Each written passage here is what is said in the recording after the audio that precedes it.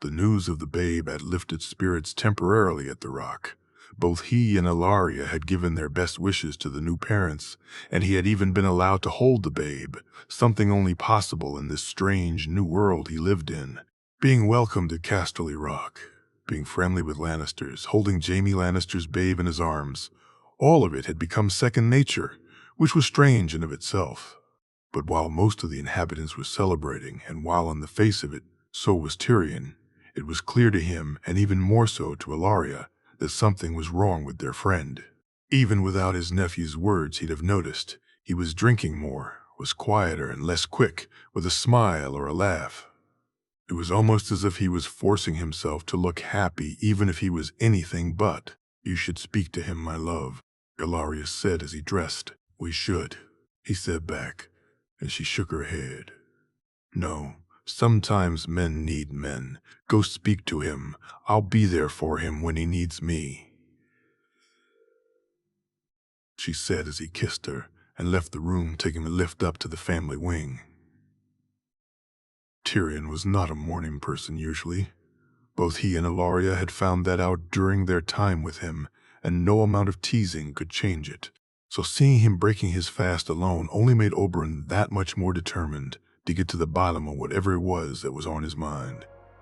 He took his seat beside him quietly, didn't speak, and just watched as Tyrion went through the motion of eating, as he sat there almost in a daze. "Plum," he said, standing up and walking to him. "What?" Tyrion asked, and looked surprised to see him there. "Come, my friend, it's time we talked."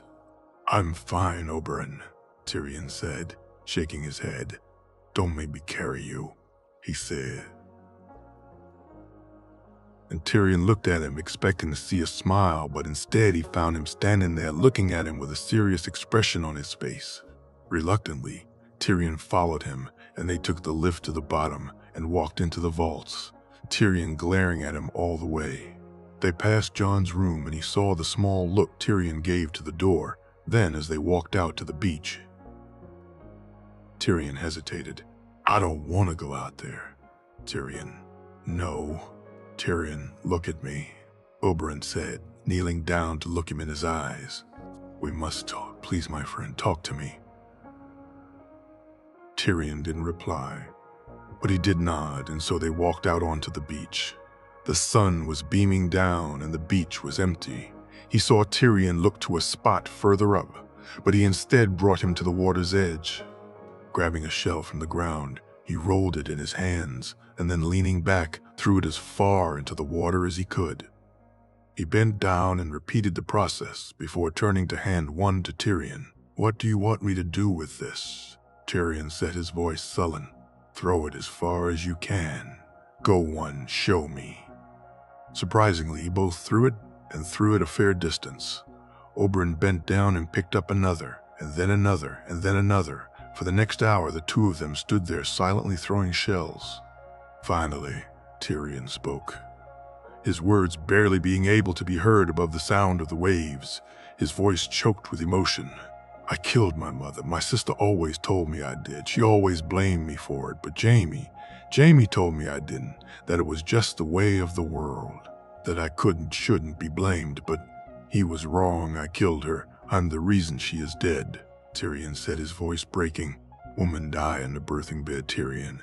If it was just that alone, then you'd have no blame. But we know why your mother died, and we've seen justice brought to the man who killed her."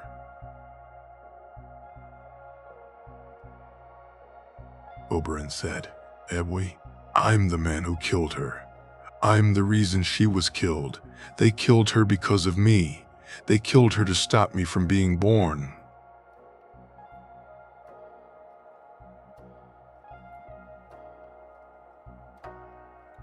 Tyrion said.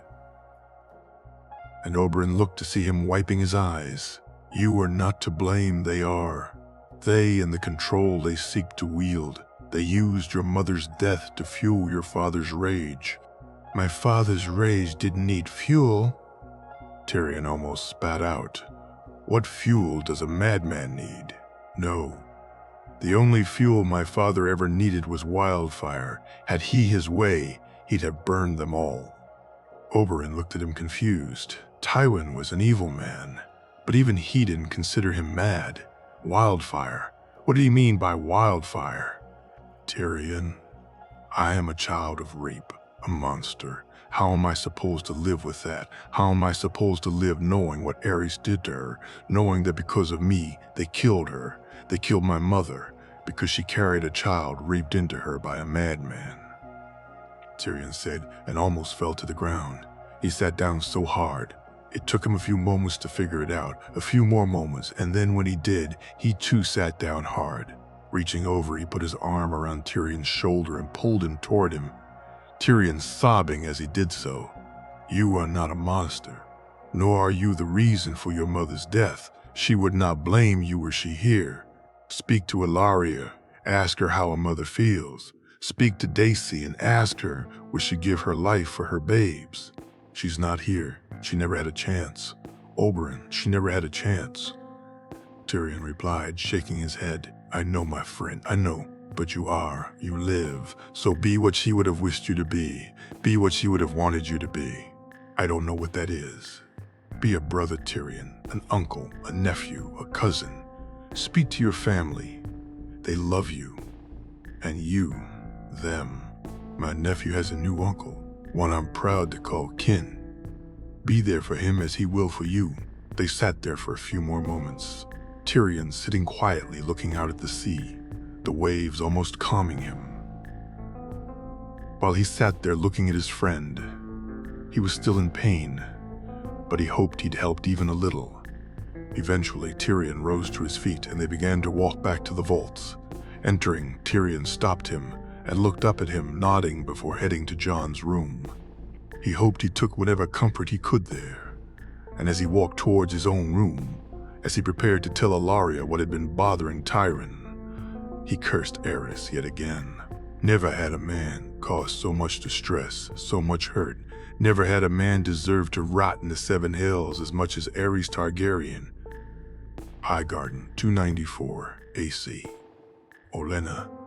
After telling Catelyn to leave, after seeing her gone, Olenna had written to Winterfell to inform Ned Stark. She knew politically she had been rash, but the woman had forced her hand. She had caught her in her own genuine grief over Jon's death. Not just in the sense of loss over what it means for her family's prospects, but actual grief for the boy himself. Olenna had been surprised by her own reaction, at first putting it down to knowing how hurt Margaery was by the news, but now, in the cold light of day, she realized she had grieved for him too. This was why her granddaughter coming to her with Sansa and telling her that Jon was alive, that there had been some mistake, wasn't met with the relief that Margaery would still be queen, but with the happiness that Jon was alive. How could you know this? Have we received a raven? She asked, and Margaery shook her head. No, grandmother, Fang told me. Fang, she asked as both she and Sansa looked at her granddaughter in bewilderment. Jon. He was in Fang. It was a mistake, grandmother. Something went wrong. How could Fang tell you? What do you mean Jon was in her? Sansa said before she had a chance to ask the same questions. He walked into her. She showed me, and then when I asked her, she told me. Jon told me. Margaery said, her smile beaming as she did so. Olenna tried to get her thoughts clear in her head. She knew of the warding, she had seen it in action, but that was a bird, and one that was just outside the keep. Was it even possible for someone to do this? Could someone actually do it over that distance? She looked to Sansa, who was looking both shocked and disbelievingly at Margaery. Evidently, she didn't think so either, and so she was on the verge of getting upset. He warred like the bird? She said more to stop Sansa's upset than because she believed in what Margaery had said. He did, grandmother. But how did you know it was him, sweetling?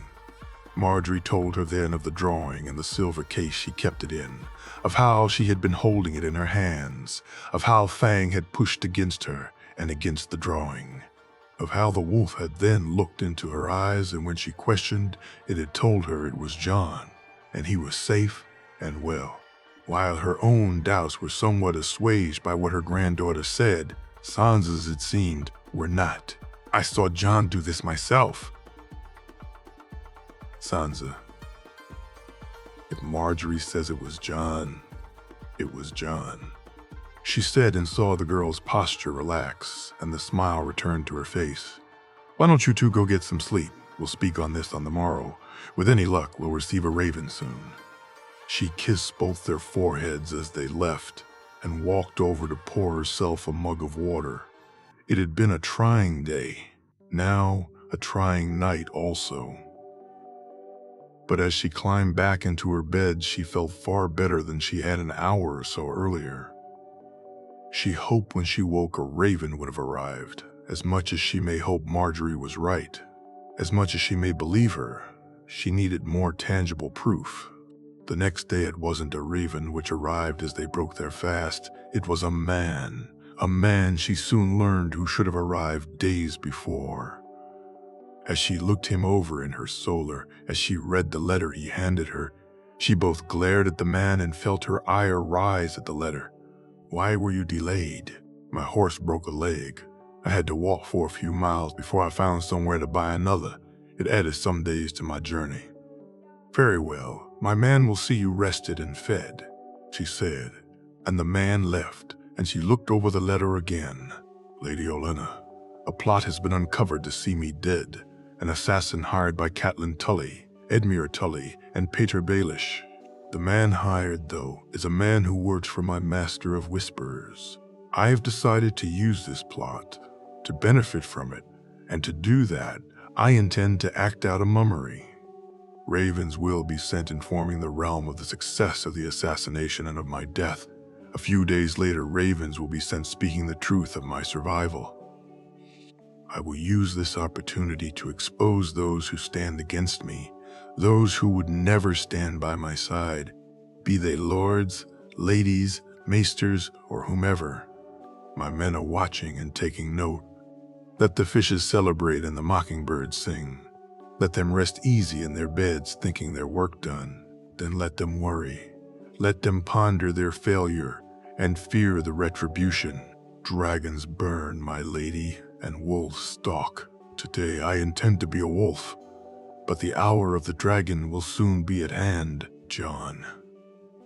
It annoyed her that had she received this letter late, had she known of it earlier, then she, Sansa, and Marjorie would not have needed to worry so, would not have felt the grief they did.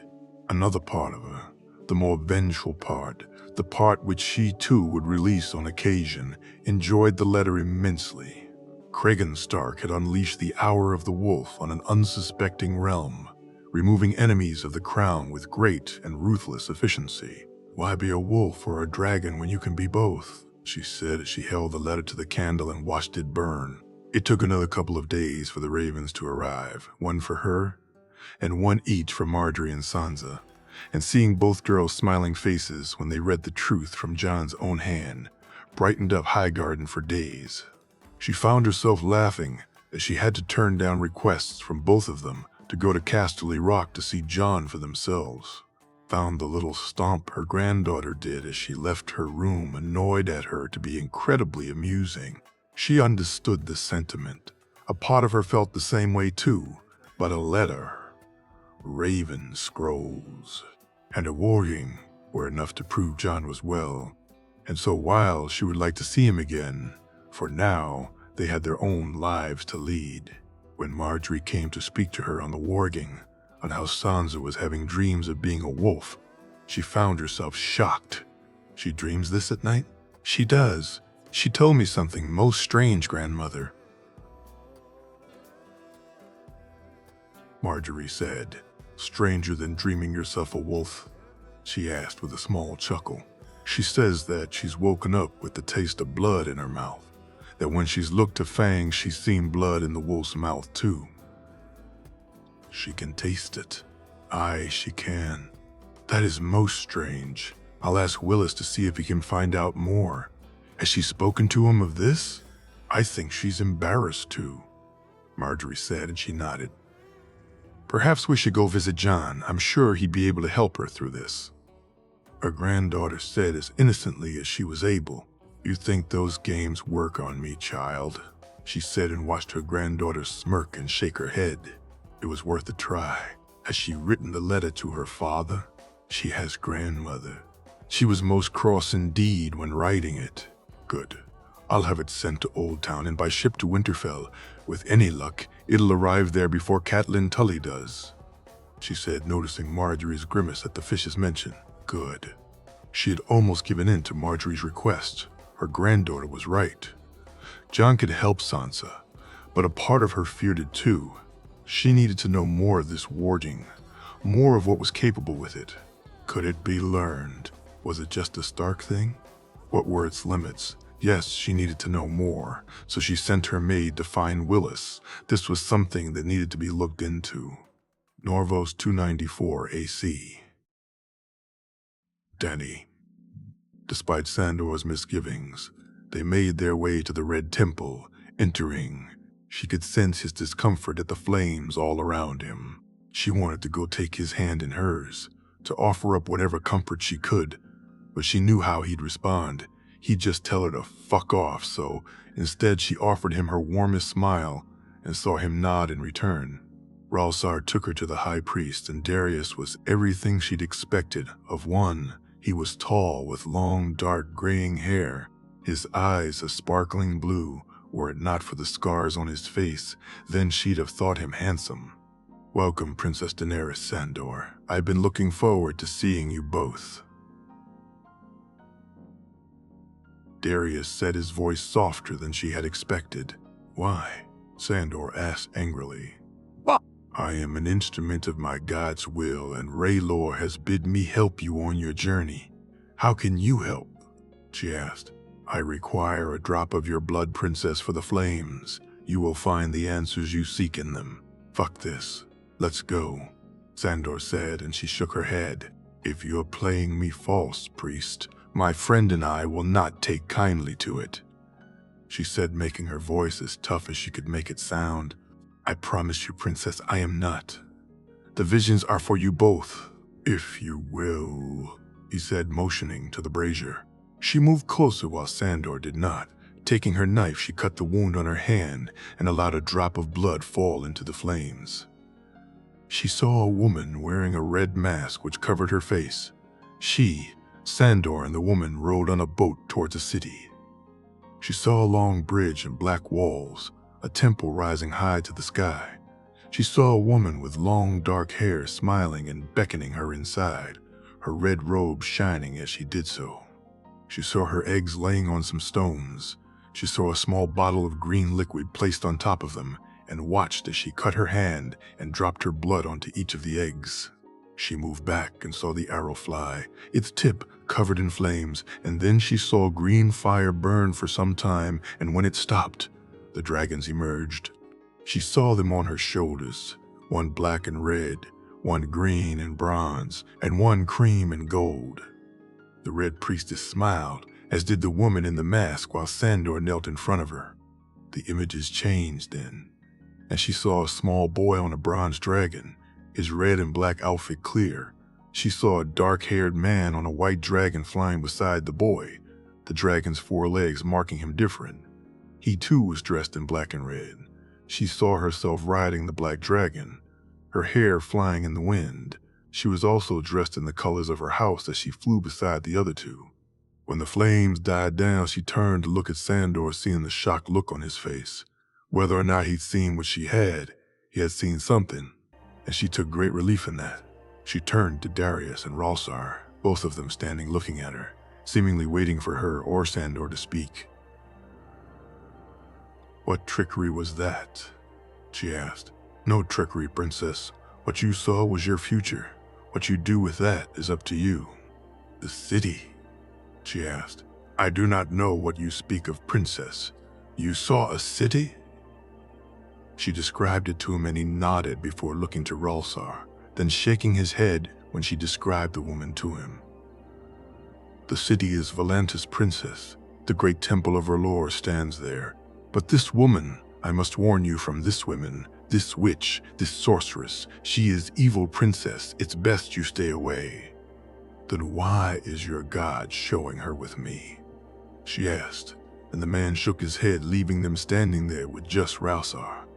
"I can take you to this woman, princess," Ralsar said, and both she and Sandor looked at her suspiciously. "Why you, and not him?" Sandor said, "Darius believes the woman to be evil, but my God has shown her to you, which means she has a part to play. Our duty is to serve our Lord, not to question him. What can you tell me about her?" "I do not know much, princess, only that she owns a small sailing boat and she arrived back here only yesterday." She looked to Sandor and saw he too thought this more than a coincidence, that he too thought this strange. Still, the images she'd seen in the flames, the dragons, the man, the boy, her husband, her son, where did those dragons come from, and where had the other two gone? These questions plagued her mind. Yet it was the idea, the thought, the hope of dragons being born which won the day. "We will go back for our things. Meet us at the tavern," she said, and Ralsar nodded. Sandor waited until they were some distance from the temple before he turned to her, his face full of fury. "You don't actually believe those fuckers, do you? What did you see in the flames?" "Nothing. I didn't fucking look in the fire." He lied, and she looked at him again. "Sandor, please, what did you see?" "Dragons. I saw the sky filled with dragons," he said, and she smiled. She found the eggs where she'd hidden them. Grabbing their things, they soon collected their supplies and waited, Ralsar arriving a few hours later. All three of them walked to the river's docks, finding numerous boats, large ones, small ones, some which looked ready to fall apart, before eventually finding the one they were looking for. 3 men stood on the deck, the small sail rising above them and the large poles resting above the water. "We've come to see the lady," Ralsar said, and the oldest of the men looked at them, Sandor especially. "She's been expecting you, princess. You too, Clegane," he said, and both she and Sandor's hands instinctively moved to the weapons on their hips. "You have nothing to fear here, Daenerys. Stormborn, I give you my oath on that," she heard a soft feminine voice say from the cabin at the front of the boat. Turning, she saw a woman emerge, tall and slim, wearing a hooded robe and a red mask. The woman walked towards her before she looked dismissively at the Red Priestess and bid her join her. "Come, princess. We have a long journey ahead of us, and the tide waits for none." "But journey?" she asked, wondering just how much this woman knew, her knowledge of her name alone unnerving her. "Volantis, we must wake dragons from Stone Princess." "Who are you?" she asked, and the woman's eyes stared at her almost as if they were trying to pierce her soul. "You can call me Quaithe, for now at least." Casterly Rock, 294 AC. Tyrion. Talking to Oberyn helped, talking to Jon even more so, but it was talking to the dragon which brought him most relief. He couldn't understand the dragon, couldn't communicate as Jon could, and yet somehow he understood him. He could feel him as if he was inside his head. At first, it had been strange, and Jon had sat with him. He, Renix, Lygeron sitting around speaking to each other, while Sorella sat in the corner taking notes. When Jon told him he needed to cut his hand, that he needed to feed his dragon his blood, he had looked at him as if he was mad. But seeing the dragon look at him, seeing how his head leaned from one side to each other, almost questioning why he wasn't doing what his father had told him, Tyrion asked for the knife. "You're sure about this, Jon?" "Me no. I just make things up as I go," Jon said. And was it not for the annoyed chirp from Lygeron, the less annoyed, almost happy chirping from Rhaenys, he'd have thought the boy serious. "You really think this is a good time for japes?" he said, and Lygeron chirped as if in agreement. "Aye. There's always times for japes, uncle," Jon said, and despite himself, he laughed. "Aye, there is," as he cut his hand, before he could feel any pain from it. Before the blood even got the chance to drip to the floor, Lygeron was licking his palm and drinking up the blood. He felt it then, felt it begin slowly, the presence in the back of his mind growing ever larger, until he heard him. He heard his dragon's voice, and thought it the most beautiful sound he'd ever heard. "Welcome, Rider," the Garen chirped. "Tyrion," he said, and the dragon chirped his name. "It's good to see you too, little one," he said, and the dragon chirped indignantly. "Not for long. Soon I will grow large, and then Tyrion, then we can fly," Lygeron said, and he nodded. He reached out and placed his hand on the dragon's neck, feeling it as he moved into his touch, as he purred and rubbed his neck against him before moving closer. He never heard Jon leave, nor Rhaenys. Instead, he just sat there holding the dragon close, feeling it against his chest. All his life he'd wanted this. A dragon of his own. A dream. A silly dream. No dream. Lygeron chirped and he smiled. He spent a fair bit of the day in Jon's room with the dragon, both of them dozing off, and he was almost embarrassed when Jon returned and woke him up. Lygeron still slept, and Tyrion had found that he had slept far better than he had been since he had been told the truth. As he stood up, Ghost came into the room and he prepared for the inevitable tug of war over his britches, instead receiving a lick on the hand from the wolf. "Jon, why does your wolf suddenly like me?" he said, and Jon laughed as Ghost gave him what could only be described as an affronted look. "Ghost has always liked you, Tyrion." He was, however, annoyed at you. "Annoyed?" he asked, dumbfounded. "Aye, he says you were Pack, but you didn't act like Pack. Pack, you are family uncle to Ghost that makes you Pack. I think he could sense you before any of us knew, but the fact you didn't know, it confused him, and he tried to make you see," Jon said. And Tyrion chuckled as he rubbed the white wolf's head. "So my britches are safe. For now. Though dragons do burn things," Jon said before laughing out loud at the worried look on his face. "How did you ever survive with Garion around, Uncle?" "Will he be all right?" he said, looking to Lygeron, who still slept. "He will. You'll need to come visit much more, and you may need to spend the odd night with him, too." "I will. Thank you, Jon." "For what?" "For being here for me. It means a lot," he said, nodding. "We're family. We'll always be family. That we are nephew. Speaking of family, I had better go see my niece before Jaime or Daisy think I'm avoiding her." "Aye, you'd better. Daisy will be up and around soon, and you've seen what she can do with her mace." He felt nervous standing outside Jaime's room, not to see the babe, but more. He and his brother hadn't really spoken since the revelation of his birth, not properly, not sat down and spoken. He had been putting it off, he knew that. And so he knew Jaime did too. He was ready to speak now, though, and so he knocked at the door and Jaime opened it himself, a smile on his face when he saw him there. "Come to see your niece, brother?" he asked, and he nodded as Jaime moved to let him enter the room. "Aye."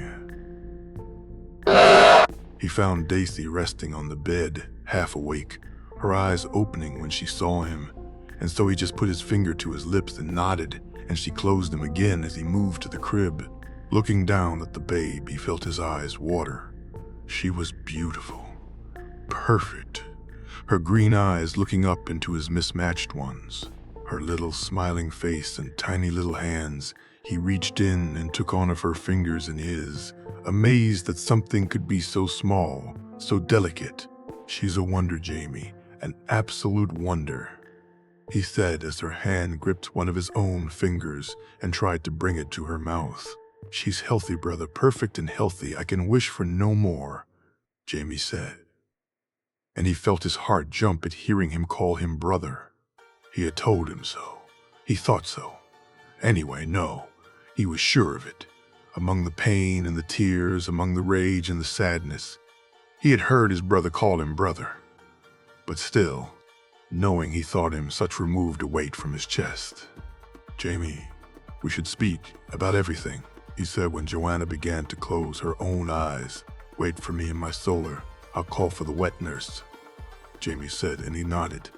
He sat in his brother's solar trying to go over in his head what it was he wanted to say, finding yet again his mind being uncooperative, his thoughts as clouded as they had been earlier.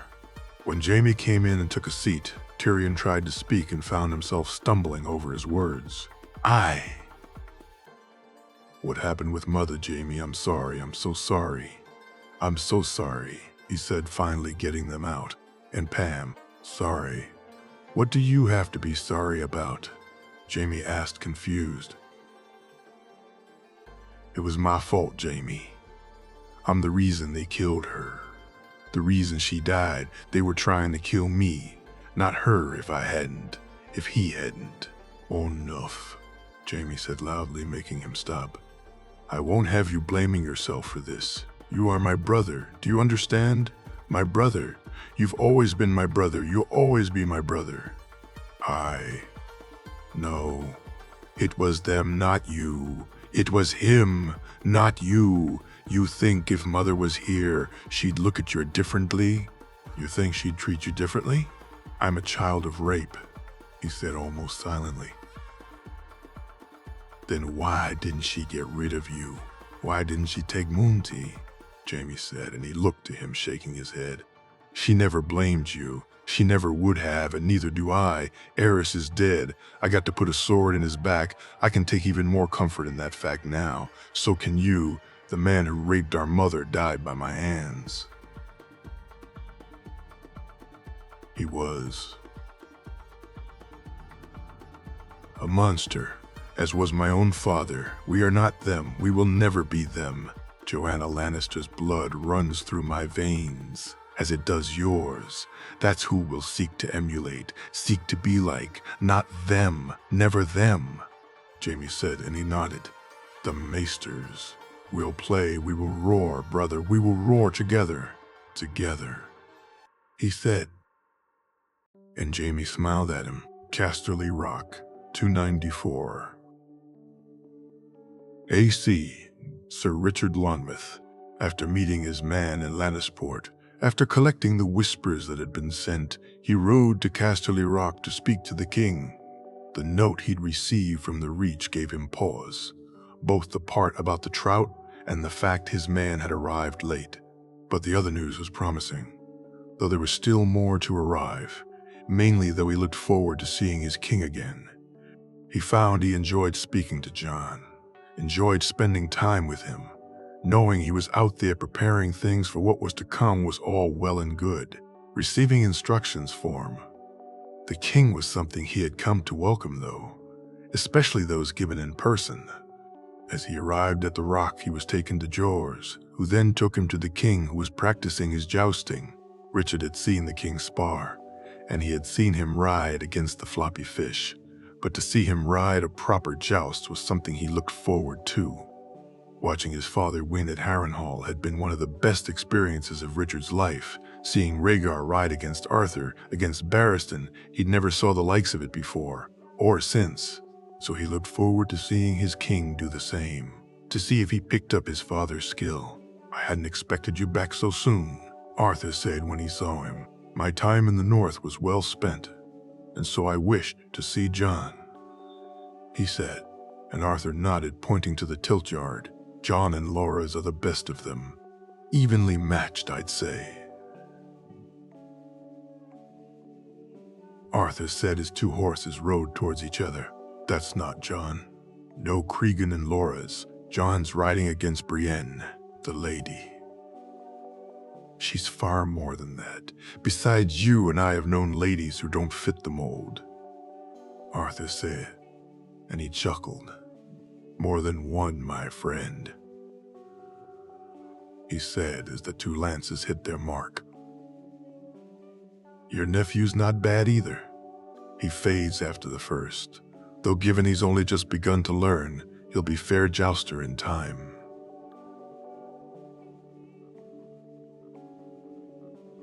Is that, he said, seeing the man out of the corner of his eye. Loamara, they found him in Essos. Tyrion and Oberyn? They found more than him. You should speak to Jon about it, Arthur said as Cregan fell on the second tilt.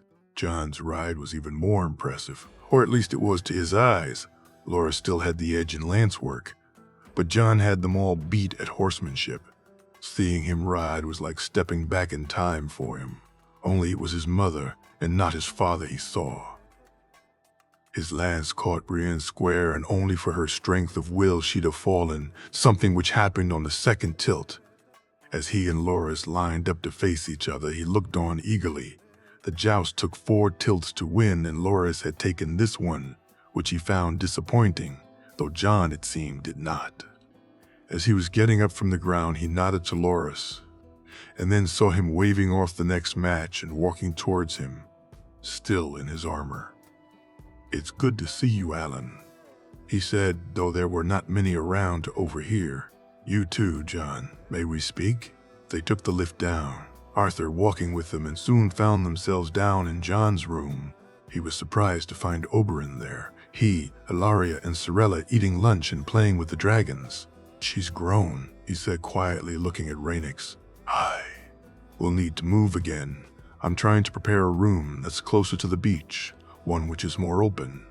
"I'm sorry about Highgarden, John. An accident. A horse broke his leg, and my man had to walk, and so he arrived after the Raven." "I know, Richard. He did arrive, though. It was an accident. He's well?" "He is, and I have some more news to share." He told him then of Lady Catelyn being thrown out, though he knew not the reason why. He told him of the reactions to the news of the assassin, Riverrun, the Red Keep, the Stormlands, Dragonstone, and then he told him of the North. "Olenna threw her out?" John asked. "She did. I know not why, John, but Olenna is far too smart not to have had a pressing reason," he said. And Oberyn nodded before speaking. "He is right, nephew. The Queen of Thorns has been playing this game longer than all of us. There is a good reason why she is still winning."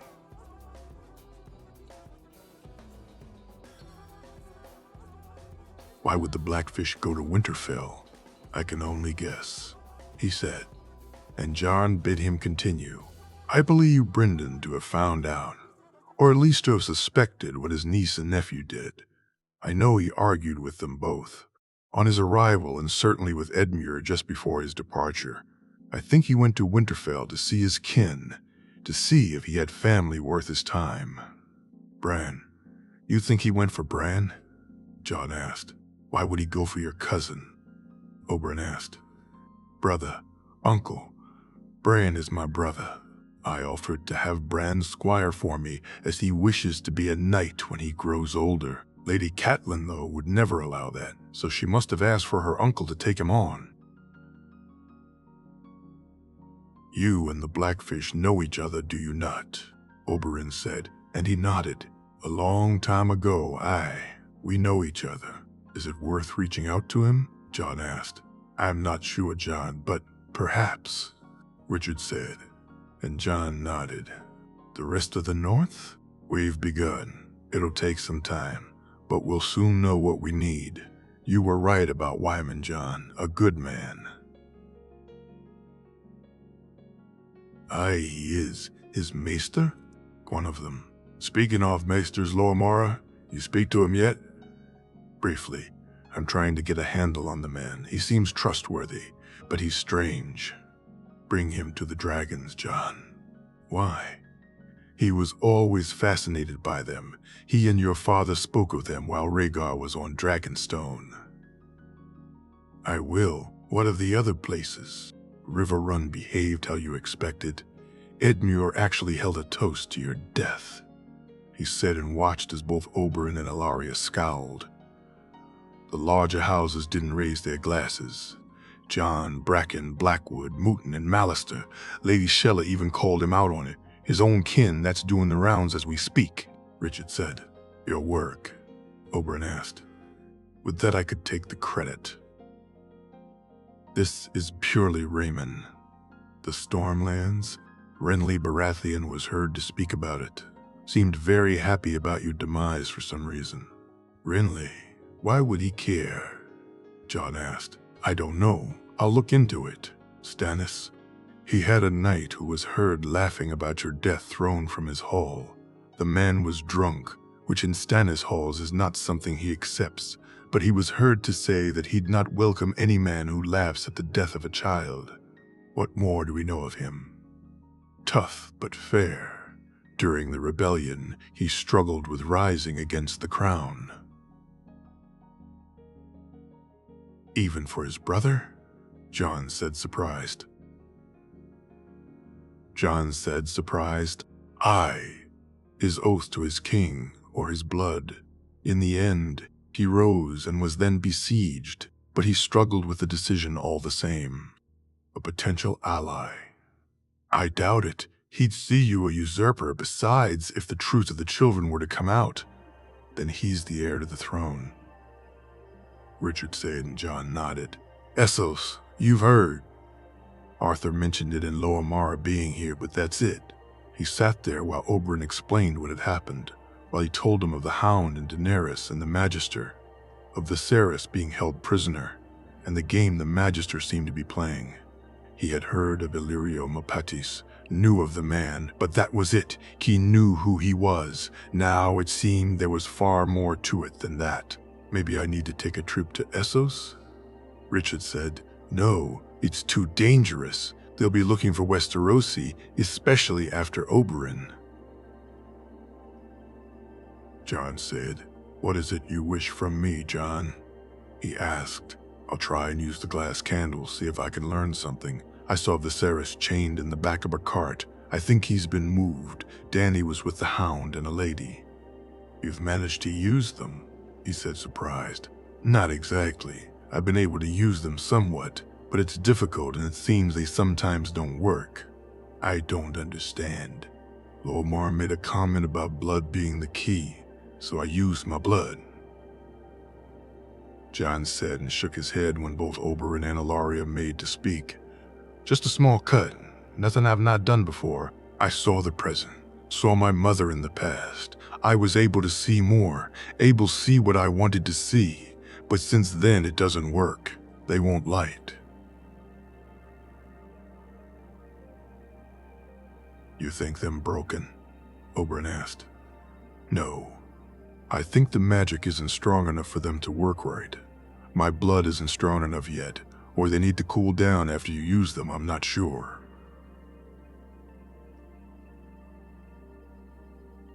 I'll see what I can find from here too. See if there's a way to reach out to Essos and grow my network over there. I may be able to help you with that, Oberyn said, and he nodded. There's something else you need to know, Jon said. He was standing on the battlements looking out on the sea later that night, trying to figure out what all this meant, what it meant to Jon, to them, to the future. Tyrion Lannister being Aerys' son, being a Targaryen bastard, a Blackfire, alone was bad enough, but he would also be a dragon rider too. Was it a boon to Jon as he seemed to think, or was he a threat? You always were pensive, Richard, he heard Loa Mara say and turned to the man. And you always spoke far too much bollocks before you got to the point, he said, and Loa Mara laughed. It's good to see you again, old friend. You too. I had not expected I ever would, Richard said. Nor had I. Exile was far preferable to death. How much do you know? He asked curiously. I know Jon Snow is Rhaegar's son, and that Tyrion Lannister is Aerys' son. I know that you all plan to put a king back on his rightful throne, and that I have a part to play. Talk to Jon. There's a lot more you can help with. Such as? Why the glass candles shut down after use, what you and his father spoke about, and what it is that's really on Dragonstone. Rhaegar never told you? Me, Arthur, Miles, we all knew something, but no. He never told us, do you know? I know some, but Aemon Targaryen is the only man alive who really knows. Only he and Brynden Rivers know the truth of that place. Speak to him, Daelor. He is who you hoped Rhaegar to be. He is the prince that was promised. How can you know for certain? I believed it to be Rhaegar. I was wrong. As was he, Loa Mara said sadly. I know because, unlike his father, Jaehaerys has woken dragons from stone. Old Town 294 AC. Catelyn Tully. Tully. She had left High Garden almost apoplectic in her rage. Her guards knew better than to question her, better than to speak to her, it seemed. And so the first part of their travel was spent with barely a word spoken between them. How dare they treat her this way, insult her this way, threaten her with being forcibly removed? Had she not seen the look on Olenna Tyrell's face herself, she'd have never believed it. Sansa could not stay in such a place. It was bad enough the bastard was corrupting her sweet girl. To have the Roses do so too was too much for her to bear. Ned would have to listen to her.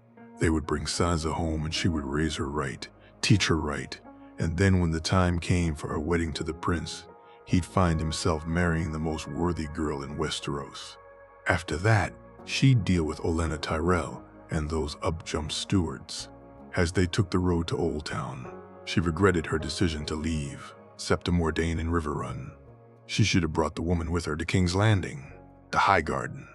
Maybe she would have been able to get through to Sansa where she had failed, even had she not. Having her here with her now would have calmed the turmoil in her heart. My lady, we'll be stopping here for the night, the guard said as she looked around, glad of the mildness of the weather at least. Very good. She didn't sleep that night. Instead, she spent it tossing and turning, trying to find something to break her mood, something good to concentrate on. And then it came to her. The bastard was dead. Her and Peter's plan had worked. She needed to write to him, to tell him how grateful she was for all he'd done for her. She found herself envious of Lysa as she thought of her friend. To have someone close to you, someone who believed in you and who wished to help you, was something she was sorely lacking. Arriving at Old Town, she was amazed by the place, by the high tower and the citadel, by the port itself. Even the smell of the place was incredible. It smelled of fresh apples and fruits. Were it not for her newfound feelings towards the Tyrells, she would have enjoyed the beauty even more. She debated whether to stay at an inn or to present herself to the high towers. In the end, propriety dictating that she must do so. Lady Stark, welcome to Old Town, Sir Baelor said as she stood in front of him, the high hall less impressive than she had expected. I thank you, Sir Baelor. We have made rooms available for you and your men. Perhaps you'd like to rest before this evening's festivities. I would be most grateful, sir. She washed in the bath they provided for her, enjoying the feel of the warm water and the scented oils. When she was finished, she dressed in the best dress she had brought with her, before Sir Baelor himself knocked at her door to escort her to dinner. It wasn't so much of a feast as a gathering, but she sat at the high table with Sir Baelor and his wife Lady Rhonda, finding they were the most graceful of hosts. You must be most thankful for the news, Lady Catelyn, Rhonda said, and she looked at her with a small smile, not sure what it was she was referring to. News, my lady, about young Jon, Rhonda said, and Cat looked at her in shock. How could she know? How could anyone know? It was most distressing, my lady, she said, and the woman this time looked at her oddly. Distressing. Surely finding out that the boy survived would be anything but, Lady Catelyn. He survived. He lived. How? This had to be a mistake, a miscommunication. She couldn't be that unlucky, couldn't be that cursed that the boy still lived. He survived? She said, trying to keep her emotions in check. He did. Were you not aware, my lady? Sir Baelor said, noticing her distress. I had heard he fell, sir. Not that he survived. Forgive me, my lady. I had thought you knew. Rhonda said, her face going red from the embarrassment. Well then, let me share the good news, my lady. Young Jon is hale and hearty. The assassin has been captured too. Can you imagine it? Trying to kill a young boy? Well, I'm sure Lord Jaime will soon get to the heart of it and bring those responsible to justice, Sir Baelor said, and Rhonda nodded. She felt the panic rise, felt her heart race. It was bad enough the bastard lived, But to make things worse, they'd also captured the killer. Could it be traced back to her? Had Peter covered their tracks, her distress must have been even clearer to her hosts, as both Sir Baelor and his wife looked at her with concern. "My lady, are you well?" Sir Baelor asked. "Aye, it's a shock, sir. I have been trying to come to terms with the boy's death and what it would mean to my husband, and now to know he lives, it's brought things back up. Forgive me. But perhaps it's better if I retire, if I take some time to deal with this." "Of course, my lady." She didn't sleep that night and barely ate anything when she broke her fast the next morning. When she heard there were 2 pinnacle ships in the docks, she almost hurriedly made her way to them. She thanked her hosts for their welcome and tried to look far happier than she felt now that she knew of the bastard's survival. Making her way to the docks, she found both ships to be owned by the Lannisters and only one of them heading north, so she spoke to the captain to arrange transport. "Of course, Lady Stark. We'd be more than happy to give you passage. We leave at high tide, from here to Lannisport, and then on to Bear Island,"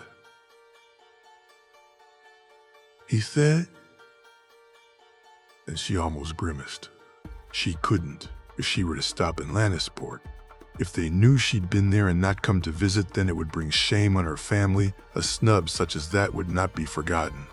But she couldn't. She couldn't see him. She couldn't hold her tongue. Should she see him again? That, along with the small, worried voice at the back of her head which warned her he may know, made her decision for her. She sent one of her guards to the ship that night and made her excuses, citing a fever she'd come down with unexpectedly. She made her apologies, and the ship sailed without her. The other ship was to travel to King's Landing, and she could take one of the others onto White Harbor. She could speak to Robb, see her son, and though the journey was far longer, it would be worth it in the end. They sailed the next morning after having taken rooms at a nearby inn. She was glad to be leaving, glad to be heading home, though she did so with a heavier heart than she had upon leaving Highgarden. The news she'd learned from the Hightowers angering rather than cheering her. White Harbor 294 AC. Wyman, hearing the news come from the docks, had taken him completely by surprise. It shocked him, to tell the truth, that she had come here, that she was to be welcomed into his keep. A part of him was ready to just deny her, to send her packing, to have her far away from him and her son. But it was the boy who he thought of. Robb would at some point learn the truth of his mother. He would not be the one to teach him that lesson, though. Robb was overjoyed and confused by his mother's arrival, but as he stood beside him at the high table in the Merman's court, he seemed more excited than anything else. His sons and granddaughters and their lady mother all sat ready to welcome Catelyn Tully to White Harbor for the first time. Normally, a visit from their liege's wife would be welcomed, celebrated, but he could sense both Wylis and Wendell's own annoyance from where he sat. "Lady Catelyn, welcome to White Harbor," he said, a placid smile on his face when she was brought before him. "I thank you, my lord," she said, though her eyes were fixed on her son all the while. "We've had rooms prepared for you and your men, my lady, and we'll host a feast in your honor this evening. But I'm sure it's my squire you wish to greet, so we'll do away with the formalities, I think," he said. And while he'd phrased it the right way, it was his wish to give the woman the least respect he could get away with, which was behind his decision. "I'm most grateful, Lord Wyman," she said. And he watched as she greeted her son, and he led her from the room. He sent a raven to Winterfell that day, Wylis standing with Theomore while he did so, claiming it urgent, but more to see the man doing his job. He awaited word from Jon as to what was to be done with the maester, his own urges kept under control for now, but he knew his king had a plan, and he waited to see it revealed. As it was, any message he sent was watched and made sure it left. Any important correspondence sent another way, and Richard had proved right in this, his methods being far quicker than his own. The feast that night was strange, the atmosphere off, be it his own wishes to not have the woman there, his granddaughters glowering at Lady Catelyn, or Robb's own sullenness. Something had happened with Robb and his mother, something had strained their interactions with each other. Winifred was either aware of it or part of it, and Wyman dearly wished he'd spoken to her before the feast. "My lady, my condolences on your father's passing," he said, and she nodded. "I thank you, my lord. It was peaceful and quick, which is all we can hope for." Indeed, far better that than to be at the mercy of someone who wishes you dead. You heard no doubt of that terrible business with young John, an assassin of all things, he said, making his disgust clear. "The boy survived, did he not?" she said, and he noticed how quickly she answered. "He did. You should have seen the feast we held for him here in White Harbor." "My lady!" The whole town rejoiced. "Young Rob most of all. Is that not right, Rob?" he said a little louder, drawing the young lord into the conversation. "My lord, I was just telling your lady mother of the feast we had when he heard the good news about John. A fine night, was it not?" he said, and the grimace on Catelyn's face grew more pronounced. "It was. I was most happy to hear of my brother's safety. I still owe him for that prank they pulled on me in Bravos." "Bravos? You were in Bravos?" Catelyn said, her voice rising. "I was, mother. I plan to go to Pentos and Tyrosh and Mir too when I'm older. Is that not right, my lord?"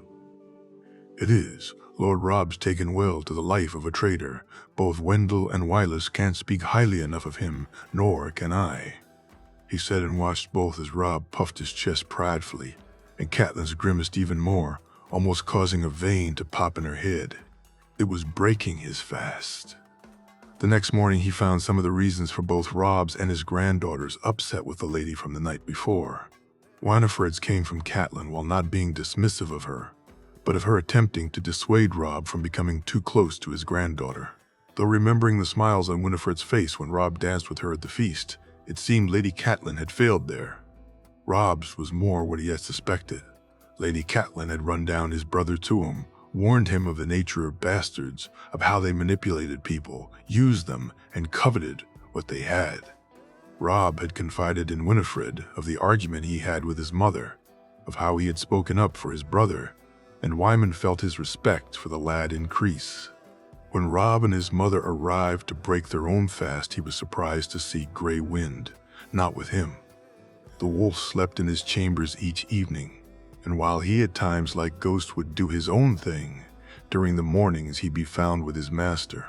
He looked from Rob to his mother, both clearly still not speaking freely to each other, and wondered if the two were connected. "My lady, I hope you slept well," he said when she took her seat.